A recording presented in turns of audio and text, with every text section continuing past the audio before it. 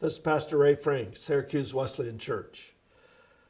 Today is Monday, March the 24th. So one more week to go for the month. Hey, this is Lent season, and I have been purposely trying to focus and to study about the last 24 hours of Jesus' life before he died on the cross. And what all happened there. Not to learn more new information necessarily about it, but just sort of absorb that 24 hours that changed the world, changed all of creation for that matter. What was happening? What was going on? Well, in our Sunday morning services, we have been talking about the 7 last words of Jesus. Father, forgive them. Today, you will be with me in paradise. Woman, here is your son. My God, why have you forsaken me? I thirst. It is finished. Father, into thy hands I commit my spirit. Well, I think each one of those sayings, each one of those words of Jesus are important to understand and what he was communicating and all of that. But in my Monday morning musings, I want to take not just what Jesus was saying, but some of the experience that Jesus was having. For instance, today I want to talk about the sorrow of Jesus. And I'm not talking about just, the physical suffering, the insults, all of those things that we would think are sorrowful. But it actually, the first glimpse that we get of it is in the Garden of Gethsemane. Jesus actually uses the words, he's talking to his disciples, begging them to pray with him. And he says, my soul is overwhelmed with sorrow to the point of death. Stay here and keep watch with me. Overwhelmed with sorrow to the point of death. Wow. Now, there's lots of commentaries and suggestions as to what sorrow Jesus was talking about. As I said, I don't think it was, the physical sorrow, the physical suffering, though certainly that weighed on him. I mean, if I knew by tomorrow afternoon at 3 o'clock I was going to die, it would have an emotional impact on me.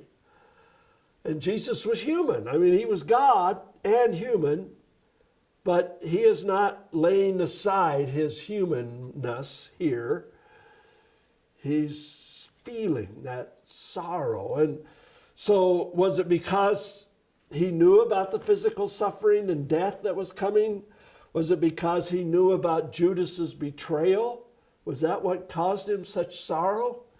Was it because he knew all of his followers would forsake him, except for John and a few of the women that had followed him all those years, and he would be left alone on the cross without being surrounded by his disciples?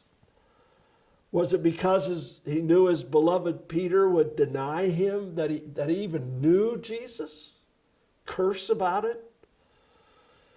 Was it because he felt the burden of the sins that he knew he was going to take on? He was going to be identified with sin, that he was paying the penalty for all the sin of all the human race. I can't imagine the burden, the load of that awareness must have brought to him. Or was it because that he knew when those sins were laid on him, his Abba Father would turn his face away? And for the first time in all of his, I started to say his history, but he had no history. He was from before the beginning. First time in all of creation that he would feel separated from his heavenly Father. I can't imagine all of those things. I try to soak them in. What did it mean that Jesus was overwhelmed with sorrow for me? I think it's probably all of those things, and maybe even some more that we weren't aware of, knowing about what's happening. But can we grasp it? Can we let that soak in a little bit, that Jesus' sorrow overwhelmed him?